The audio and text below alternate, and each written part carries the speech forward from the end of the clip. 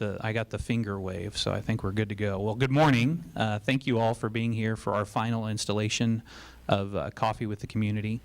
Greatly appreciate Dallas Ackerman as well as Lynn Martin for helping put this together with a variety of topics, and we will look to continue that next fall as we reconvene for a new school year for the 2018-19 season of Coffee with the Community. This morning we're going to mix it up a little bit. A few weeks ago at our Community Education Foundation breakfast, we showcased several students, about 5 or 6 students, with the help of Miss Colleen Jones. So we want to do that again on a little bit broader scale and really highlight some of the programs that we have. If there's an umbrella, so to speak, that kind of captures our topic this morning, it's really about external learning opportunities and what we provide students outside of their classroom, so to speak, in areas of their interests, passions, future pursuits, and we really identify 2 opportunities. We identify an opportunity for students to experience things that they may do beyond high school as a future pursuit or maybe a degree they want to pursue in college. Or we may identify opportunities of which they shake their head and say, no, thank you. And that they may experience, let's say, the medical field and get around that type of work and decide that's not entirely for them. That's a success as well. So we want to continue to grow that, whether it's our career centers, whether it's the CAPS program and opportunities that are afforded through a variety of strands, or whether it's some of our internal programs through internships and mentoring opportunities. So this morning I'm going to turn it over to Colleen Jones, and then I will take back the mic a little bit later and give a couple of quick highlights for the end of this year and open it up for your questions. So, Ms. Jones. Thank you, Dr. Tucker, for that nice introduction, because today we're very, very proud to share with you some of the programs that we have. And a lot of times it's hard to know what is happening in those programs. So the presenters today are our students, and they will be representing each of those areas. So how do we prepare our students for the future? There's such a multitude of different ways. We know that skills are important. We know that communication is important, teamwork, flexibility, working with others.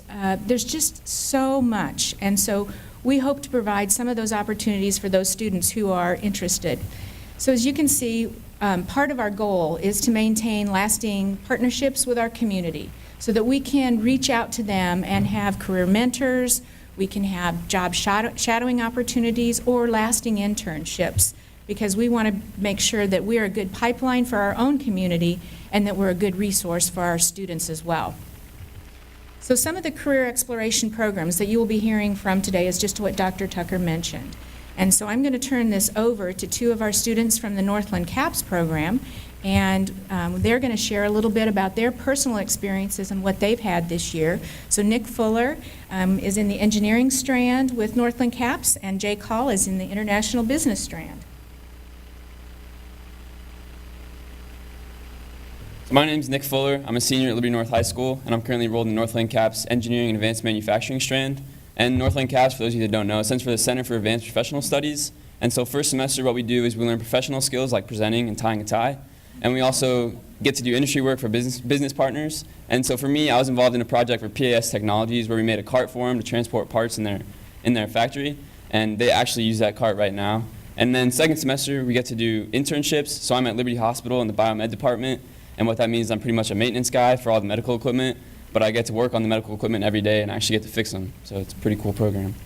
And the Engineering Advanced Manufacturing strand is located at Magna LMV Automotive. It's in Liberty. Don't know the exact address, but. All right, my name is Jake Hall. I'm in the International Business and Entrepreneurship strand for Northland CAPS. The first semester I worked on a project with a company called iWorks. They have a community of where they rent out spaces for local business owners who maybe don't have enough money for their own location, but they can rent one. So we worked on a project which we called KC Foodie Festivals. It's where we contacted local people who had maybe like salsa, some sort of food thing to bring them together to kind of spread what they make and maybe get them into a grocery store or something and get them really bigger. Second semester, I worked with the Roastery. It's a big Kansas City company. You probably all know about it. And the first half of the semester, I kind of updated spreadsheets and things, not the most exciting stuff. But the second semester, I kind of got to learn, international trading, how they get their coffee, direct market from the farmers over there. And just brought it back. So I've learned quite a lot, stuff that he talked about first semester, plus all the stuff I learned this semester. So I had a lot of fun.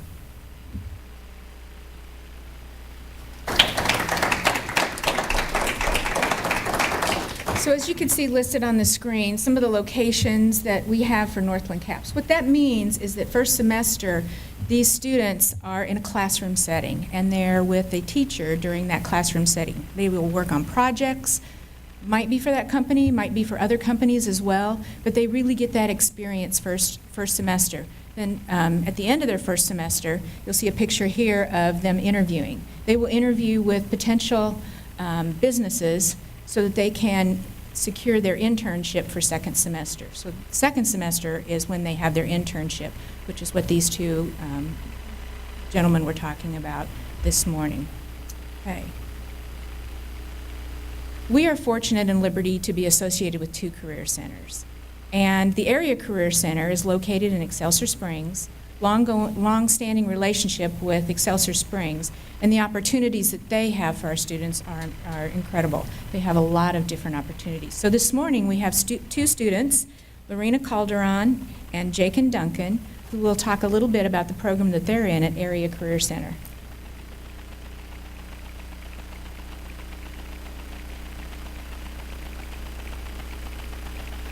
Hi, my name is Lorena Calderon. I'm in the Health Services program at the Excelsior Springs Area Career Center. During first semester, it's a lot of lecture and classwork with our instructor. We also have a lab in the back connected to our classroom where we practice different skills on each other and on our dummies, Jack and Sally. During second semester is our clinical site, so we actually get to work with residents in the nursing home, and after we're done with our clinical sites, we get the opportunity to become certified as nursing assistants.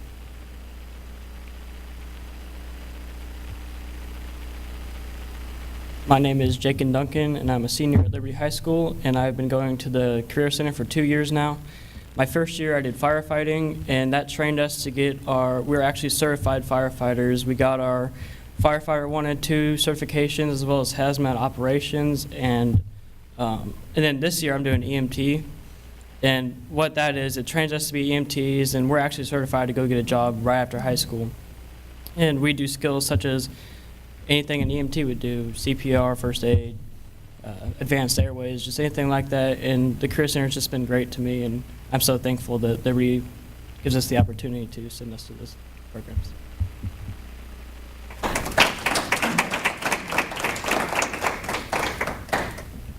And if you look at the list that's provided here, you'll notice a different list that we have at Northland Career Center. So our students have quite an opportunity to explore a lot of different careers between the two career centers. So at this time, I'd like to invite Miranda Swearingen and Michael Lagus to come and talk about the programs that they're in at Northland Career Center, which is located in the Platte County School District.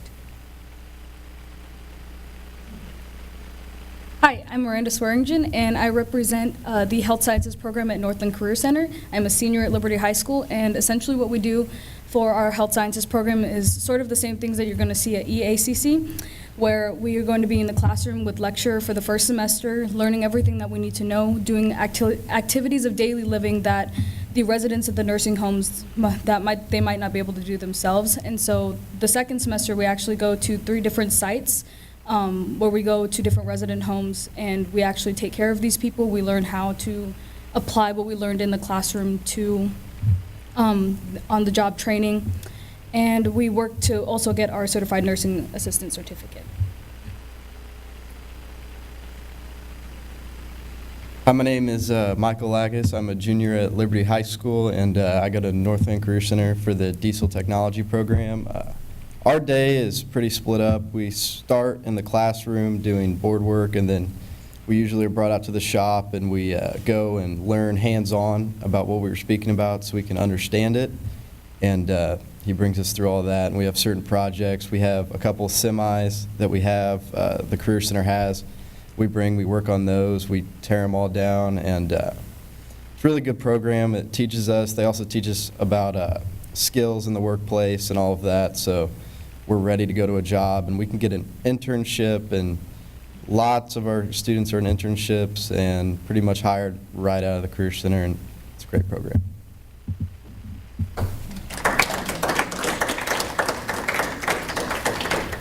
So I have to tell you a funny story. When I set these students up to come and talk, some of the directors from the Career Center said, do you mind if they dress in their scrubs or in, the uniform that they're supposed to have because they need to get on to their next place that they're working at? And I said, absolutely. So thanks for dressing the way that you typically do on a normal day for us as well. The next program that we have is a Liberty program that was developed for several of our students who don't have time in their schedule to devote a half day to go to the Career Center or to attend Northland CAPS. Job shadowing is a program that's open for all of our high school students, and some of our middle school students have also job shadowed. And so what's required there is that they fill out a form of their interest in job shadowing, what the career field is that they would like to job shadow, and then they have a very intense interview with me.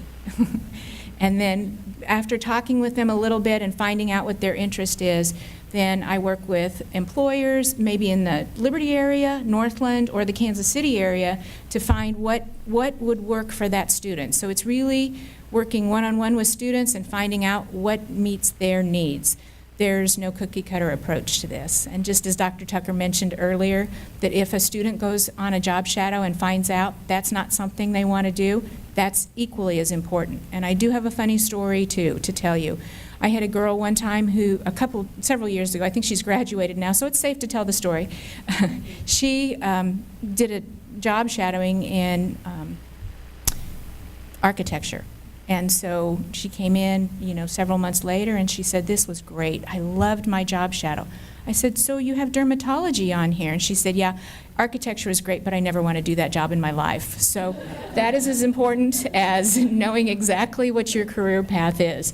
So job shadowing has many different facets in the Liberty schools. Sometimes it's classroom-based and a whole classroom job shadows. Sometimes it's individuals.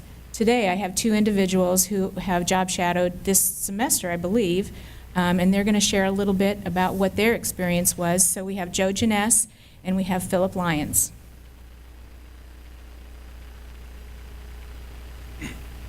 I'm Joe Janess. I'm a senior at Liberty North High School, and I'm going to Mizzou for journalism. So I had wanted to do journalism for a long time. I've been in my broadcasting class for 4 years now. And I kept talking to my counselor. She was helping me apply to Mizzou, and she was saying, do you want to do journalism? And I consistently was saying, I'm not sure yet, probably. And so she set me up with Mrs. Jones and said that she could send me to an actual news station, and I would be there all day and see what happens. So I woke up super early, like 5 in the morning, got there at 6, because news starts way before we wake up.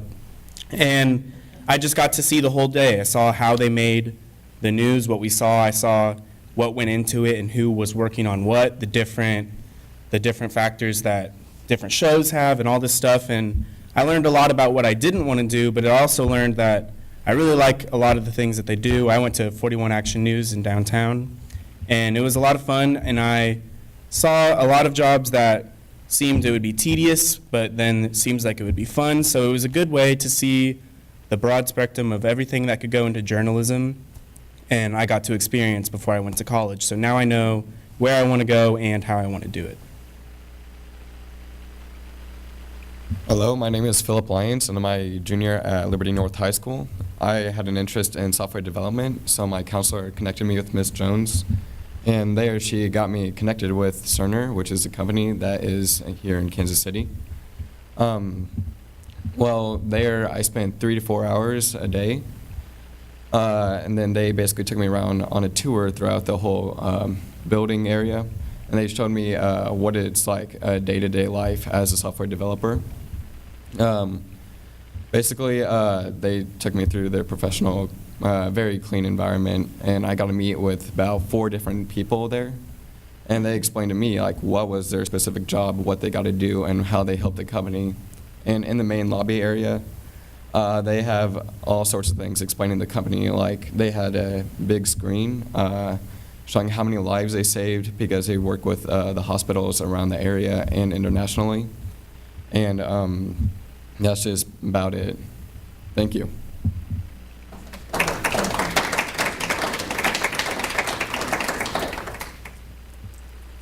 So So I haven't run into an adult in our community, either in a business setting or a parent who has said, I wish I would have been able to do that in high school. That would have helped me make some of my decisions. So we want you to get the word out that this is a program that's open to our students and keeps me busy, and that's great because we have lots of students who are interested in finding out a little bit more information before they either make a college decision or a career decision. The other program that we have at Liberty Public Schools was started this year. We realized that within our own city of Liberty Public Schools, there are so many different jobs that we have. And so we created an internal internship program. So students sign up as an internal intern. They go through an interview process with me again, you know, that tough interview, and then they meet with a director from the department that they're interested in. So following that, then they have a little onboarding of pre-professional skills, and then they set up their internship time with that department. And they go every day, but they may not have as much time as Career Center or Northland CAPS time in their schedule as well. So we're trying to accommodate those schedules where it's a 2-hour block that they have, but it's yet on the location of Liberty Public Schools. So this internal internship program is open in several of these different areas and growing. We started this year, and we have a larger number of applicants for this next year. So at this time, I'd like to invite Bryant Schmitz to tell a little bit about the internship that he has had this year. Thank you. So most people say, grounds crew, why would you want to go into that? Well, for me, I own my own lawn mowing business. And for the grounds crew, like in here, it teaches me how to organize my business the way I want to organize it. It teaches me more ways to fix equipment that I might not be able to have the money to go to a shop and fix it for $500, so I could fix it to $25 at Feldman's, get a part there. It also teaches me hard work and determination, because these guys wake up, get there at 7, leave at 3:30, don't get paid the greatest, but they still have the best attitude I've ever seen for grounds crew. They go smile. They're friendly to the kids during playground time, and they just teach me to have the best attitude, even though it might not be the best work, but it's just a great opportunity. Thank you.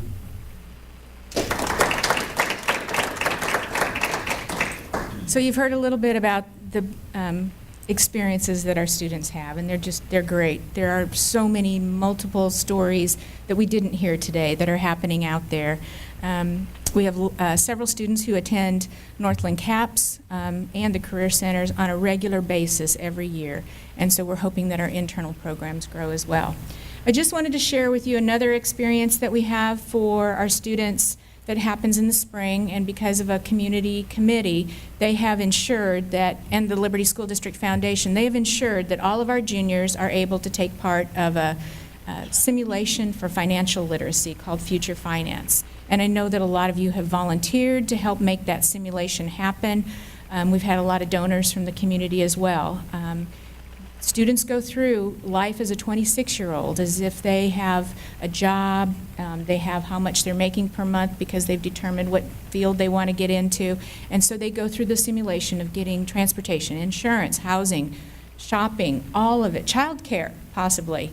If they've been given if they have a child, the computer program spits out if they have kids, and they have to go through and do that as well. So anyway, it's a great opportunity, and I do want to thank our community for helping to support that for both of our high schools every year. We also take a look at what can we do to help meet the needs of our pipeline in the Kansas City area. And here are some of the growing industries in our area. And so we know that providing opportunities for kids in all these areas is extremely important so they can have good choices.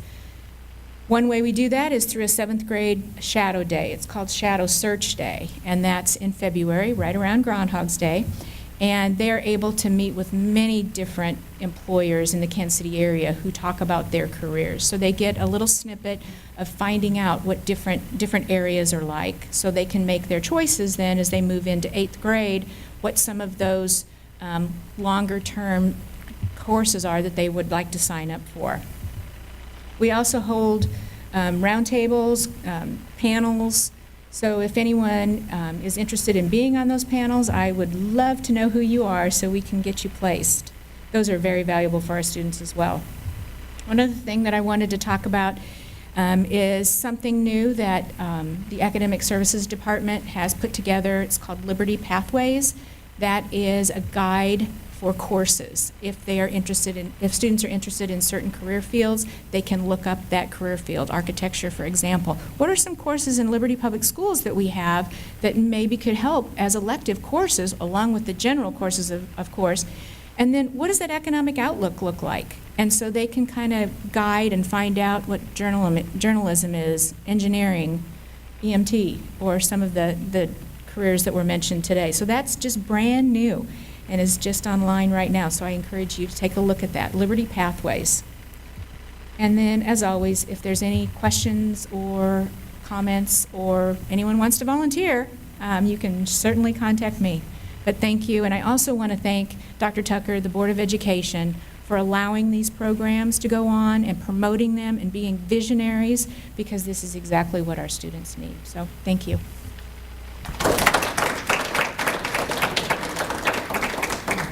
Thank you, Colleen, and students. I was thinking and listening as you were speaking, how many of you outside of what was shared just now in your coursework either have a job or are involved in extracurricular activities?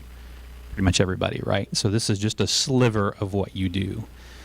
We ran the numbers a few months back, and we were looking at, okay, how many students have learning experiences similar to this, whether it's half a day or a full day or a portion of a day outside of the classroom, and we came up to close to about 400 of our students. So how do we continue to grow those opportunities, and how do we solicit your feedback about what you've enjoyed, what maybe we can tweak and fix, other things that maybe we've not thought about? I appreciated your comments on entrepreneur who's kind of exploring this, but also having that in our own district. So how do we continue to grow that? There's really a second thought that comes to mind, and this is something we're working toward, and that is the need to create greater awareness. So most of you are juniors, seniors, right? How do we create that awareness for you all earlier on in your school experience? So as early as elementary, what's that look like? At the middle level, what does that look like? And Colleen alluded to some of that. The other piece to it is skill sets. What skill sets do you all need for your futures? Not the adults in the room, but for your futures, knowing that every few years we probably need to take a step back and reassess what that skill set is, because it evolves, it changes. What you're getting trained for today will probably look different 5, 10, 15, 20 years from now as you pursue degrees, as you pursue careers, and so forth. The reason I say all that is it's up to us, and our Board of Education is very supportive, as Colleen mentioned, to always iterate and think through what we could be doing better and what we could be doing differently. Because consider the alternative. The alternative is we stay where we're at, and that doesn't do us justice. That doesn't do you justice in getting you ready for what you deserve in the future. That's a little bit of my soapbox. So thank you guys for taking a little bit of time out of your schedule, for being here this morning with you. Wish you the very best. A few of you guys are seniors, so best of luck as you finish up the school year. I'm sure you're counting down days, or you look to the fall and the summer and what those opportunities will look like. But our hope is that as you look back, you can lean on some of these programs that were shared this morning and say, if not for that, I wouldn't be where I'm at. So we look forward to hearing from you as well as to what your future holds, and coming back and sharing your stories, as well as communicating each of these programs with all of our school district, with your friends, with whomever you know, underclassmen, so that they can see what you've done and consider that as an opportunity looking ahead. So again, thank you. Just a couple of final thoughts as we wrap up our coffee with the community this morning. As we look to the end of the year, it's that time where we celebrate our students, but then certainly our staffs, as we look to graduation, as we look to support staff recognitions, Teacher of the Year recognitions, and so forth. We recently held an election, as many of you are aware, and we welcomed 2 new board members to our Board of Education. New member Nick Bartlow, as well as incumbent David Evans, and we appreciate the work of Kent Peterson and his service over the last couple of years. Nick is with us this morning, so we wish him well. But that's an initial piece that comes as a result of that election. In addition, as we went through the long-range planning process, it culminated back in January in the board's decision to be able to put a no tax increase bond issue on the ballot to the tune of about $49 million for a variety of projects across the district. And then we started the process of communicating information across the community, across the district, and that involved a lot of meetings, a small group, large group, a lot of information that was posted online. So appreciate everyone's work with that. And we're very pleased, humbled in fact, to receive an 82% approval rate at our election back in April. And so as that was a very brief celebration. Now we've shifted to the work starting, whether it's planning or details, blueprints, and those pieces that now are underway, and look forward to continuing that work and providing periodic updates to our community over the course of really the next year and a half. I always say our disclaimer, contingent on the weather, so we'll see how that plays out in the next year and a half or so. The other thing that I wanted to mention, and I think it's timely, and the medical students actually made me think of this, over this week and last week in our region, we've been dealing with some health issues, particularly as it relates to measles, and monitoring that. So we did have a confirmed case in our district that was brought to our attention yesterday. So we're cooperating with Clay County Health Department as well as Kansas City in navigating all of that and pushing communication out to our parents and families. So we'll continue to stay very close to that. As we end the year, our focus is really as a Board of Education in setting goals, reflecting on the successes of this year, certainly the challenges, things that are ongoing, but then looking forward to what does our next iteration of the strategic plan look like. And so we'll be talking in the coming months as to laying out a process as we move forward and soliciting feedback from students, from parents, from our community members as it relates to our next strategic plan process. And that will take the next several months, but we look forward to unveiling that and circling around our community to be able to solicit feedback as we move forward. With that said, we hope you have a great end to this school year, a great summer. We'll reconvene in the fall, probably here and other locations as it relates to our Coffee with the Community, but would certainly open it up to any questions that you all may have of me this morning. Any questions from the group? You too, students. Something you're just itching to know. Okay. So several of our administrators are here as well, so we'll stick around if you want to connect. Other than that, hope you have a great rest of the day. And again, thank you to our students for being with us this morning. Have a great day.